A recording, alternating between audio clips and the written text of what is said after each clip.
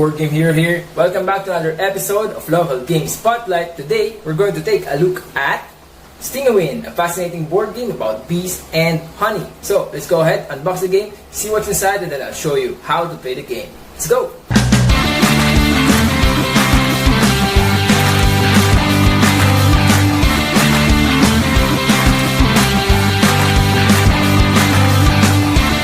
Alright, so this is the box of Stingawin. It looks different. So you have a lot of descriptions here for what the game is about. And you can see here, it's made in the Philippines, copyright 2018. So you have the designers here, Alexis and Sheila Dela Cuesta, illustrations by Angeline Briseño. So you have everything that you need to know about the game here, just looking at the box. This box design is new to me, but this is good. So let's go ahead and open the box and let's see what's inside.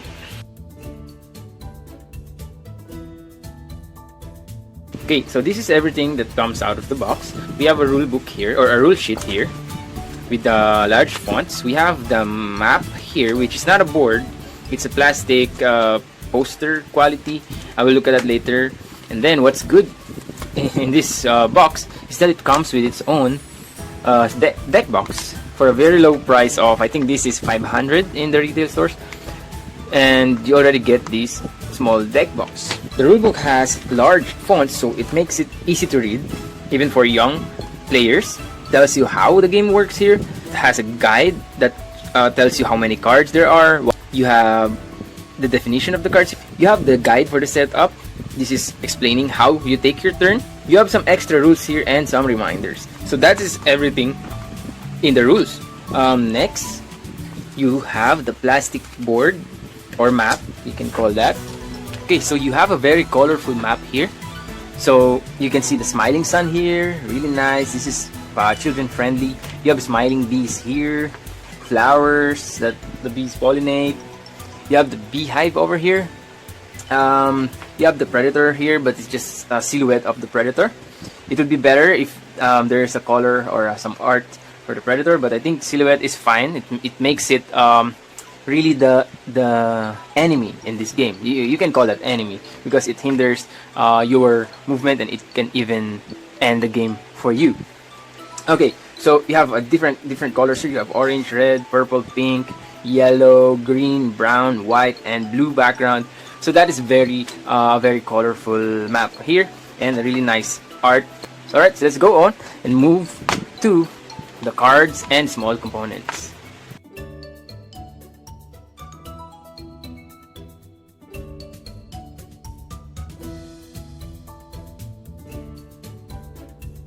We have 4 types of card here. So the first type of card is about rows of bees in a hive. So the text here is related to rows of bees in a hive. So the next type of card is how bees make honey. So every text you see here is about bees how they make honey. Next we have of bees and honey. So I think this is general trivia or information about bees and honey. There are also some lines or verses in the Bible that you can find here that also mentions, surprise, honey and bees, like this one. So that's one thing good about this game. As you play, you learn, and you can also use these cards as learning aid for children, for your kids, for your students, if you're a teacher. So yeah, so those are our cards. Let's talk about the quality of the card. The quality of the card is impressively good. It has round edges or corners here, so it doesn't get damaged easily. Yeah, so it's nice quality for the card. It's sturdy enough to last long. Let's take a look at smaller cards and the components. So inside that, we have more cards. So let's look at that. So we have more cards. This is grab. Let's take a look at these square cards. These square cards are the trivia questions. So let's look at one of the questions. The queen is capable of producing up to 2,000 eggs within a day. True or false? The answer is true. Let's look at other components. These are bee tokens for players. So we have 5 players, 5 tokens, 1 for each player. It's just a flat disc. I don't know what this is, but it's just a flat disc that has a sticker of B on top. Different colors. We have green, orange, blue, red, and lastly we have pink. These are the nectar points. So you have 300, you have 100, and 500. I think 500 is the most that you can get from those questions, and the minimum is 100. So we have 100, 300, and 500 nectar points. You collect these. So that is everything in the box of Sting-A-Win. You have cards, square cards, normal cards, and some other components. You also have the map here and a small piece of rulebook. So that is everything that comes with the game. Let's move on to the overview of the gameplay. Alright guys, so this is how you play the game. So at the setup, each player chooses their own B color. So I chose red and blue here for 2 players. So we're playing 2-player here. Each player starts with 4 cards. Then each one gets 1 Sting card. So they will have 5 cards in total at the start of the game. So the rest of the Sting cards goes back into the deck. For the setup, we have our deck of cards here. So we can draw here. This is our discard pile. This is our quiz B deck. And this is our nectar tokens. The objective of the game is to get here to the 100 spot, which is the hive, or you can also win by getting 1000 total nectar points. How do you get nectar points? You get nectar points by answering questions here, which you get from this one. These are the nectar points that you get when you answer this question. You get to the hive by moving. So on each turn, a player, let's say red is the first player, on his turn he chooses a card to play, puts it in the discard pile, and then moves. Let's show you the anatomy of a card. So one card has the title of the card here, the type of card. It has a trivia here, which I recommend you read. Then on the upper left, you have the movement point. So we have 20 movement points, 13 movement points, 19 movement points, and 1 movement point. And then lastly, we have Sting card. There are also different types of cards aside from Sting. We have Favor, we have Grab, and we have Buzz. So for your turn, you can either play this card to move, or if you have a grab card, so you can use grab card to steal 1 card from another player, or you can also use grab card to grab a question. Whenever a player fails quiz B, you can grab that question and answer it for yourself. Then you also have Favor, which when you play, you just force another player to give you a card, and that card is their choice. Okay, so those are our other cards. Then lastly, we have Buzz, and Buzz has something to do with the board, and I will discuss that later. So first, let's continue with our movement. So let's say I'm going to play 13 for our turn. So this is 13 movement points. So this is Undertakers. When the worker bees are a little older, they become in charge of removing dead bees. So let's say after reading that, you play this card. You play 13, you put it on the discard pile, and you move your bee 13 spaces. So 1, 2, 3, 4, 5, 6, 7, 8, 9, 10, 11, 12, 13. So we just moved 13 spaces, and now we are here at space 13. Now, after your turn, you draw a card, and that's it. The play passes to the next player. The player's turns are very simple.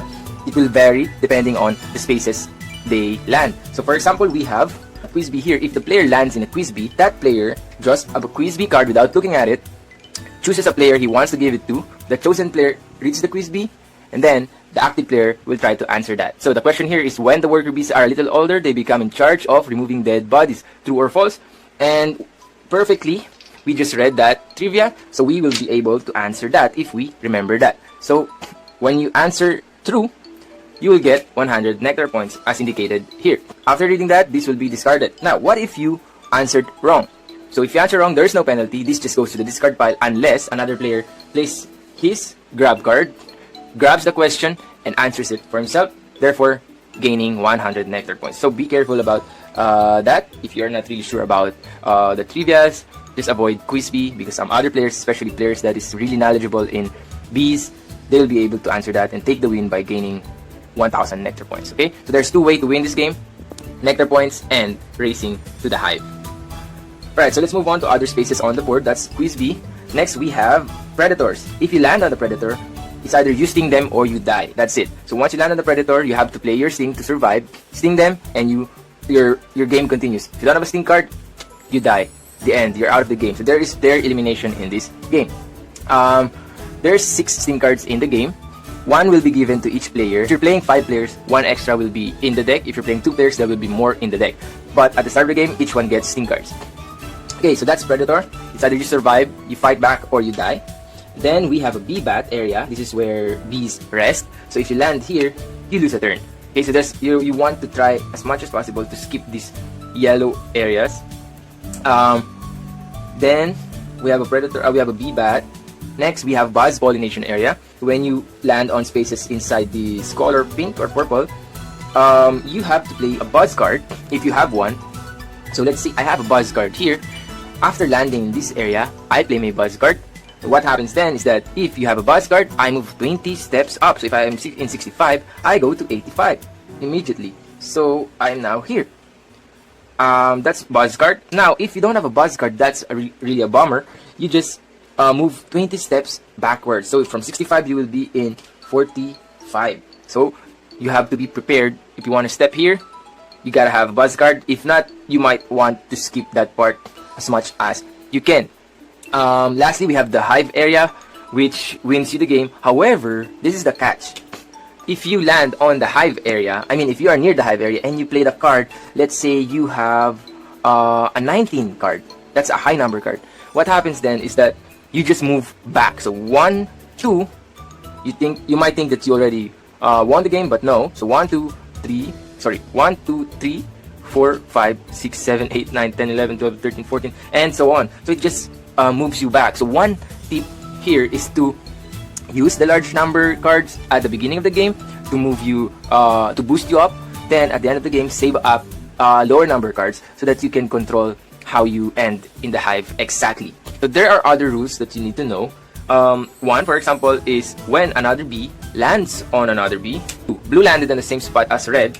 On red's next turn, he will have to carry the blue bee. So if he played 1, 2, 3, so red played 1, 2, played a 3 card, they will both end up in the predator space, which means they both have to play a sting card or they will be eliminated. So if red has a sting card, he survives, and if blue doesn't, he's out of the game. So that's one. Also, if the red player, which is carrying the blue player, moves to the hive in one turn carrying the blue bee, they both win. I clarified that with the designer and he confirmed that. Also, there will come a time that you don't have any cards to play. In that case, you don't have a card due to bad shuffling. You just pass your turn and draw a card. That's it. So that card, the next card you will draw, if it's a number, you're lucky, you have a turn next on the next turn. If not, just draw again and again. Alright? So at the end of the turn, you always draw one card. Only one. There's no hand limit here. Not mentioned in the rules, but I would assume there's no hand limit in this game. Alright guys, and that's the unboxing and gameplay overview of Sting-A-Win. What I like about this game is that there's no dice. It's a racing game like Snake and Ladders, but there are no dice. And you know exactly where you're going to end up with these cards. And you can even do math. You can plan your 3 turns ahead using the cards in your hand. So if you add it all up, if it adds up to 100, and you can plan up until you arrive or you get to the hive, to the 100 spot. So it's really good that you can plan ahead. So there's strategy in there. There's also take that element where you can use your you can use your grab to grab the questions, steal cards from your opponents. You can use the favor. So there's this feeling of exploding kittens gameplay there, where you can get cards from another player. And one more good thing about this game is some people wouldn't like this one, but there is player elimination. So there is always this threat in your game that you might just, you're doing good and then you just use your sting card, so you don't have any more sting cards, and then you land on a predator. Game over for you. So during the game, if you don't have any sting cards left, you will be careful on where you land your bee. So there are a lot of things going on in this game, but it's very simple. It's just a racing game. On your turn, you play your card, you move, you go to your space. That's it. Very simple. I think when I played this game, it only took us like 15 minutes or less to finish the game because I really used math on my turns. I added it all up. Like I was planning 3 turns ahead. So if I land here, then I have this 20. I will land on that spot. When I land on that spot, I can do a quiz bee. and stuff like that. So it's really good. It's very easy to play, easy to learn. Especially, very good thing about this is that it's educational. It's an educational game. So for example, like I showed you in the how to play game video, in the how to play part, you have questions here. So when you're not playing the game, you just want some you want your students to learn about bees. You can just give them cards to review about bees. Then you can just prepare a question for them. So this is multi-purpose. You can use it as a game, you can use it as a learning aid, and you can use it as both a learning game and educational game that you can use to teach children or your friends or your students. And most importantly, you will introduce them to the world of bees and honey, which is very important nowadays. Just search about it, how bees are important to our planet. Alright, so that is everything. I will be giving away this copy to one lucky winner. All you have to do is like this Facebook video. YouTube likes or YouTube comments does not count. You have to like it on the Facebook page. Alright, this is the Board Game Hero. Thank you for watching. See you again next time.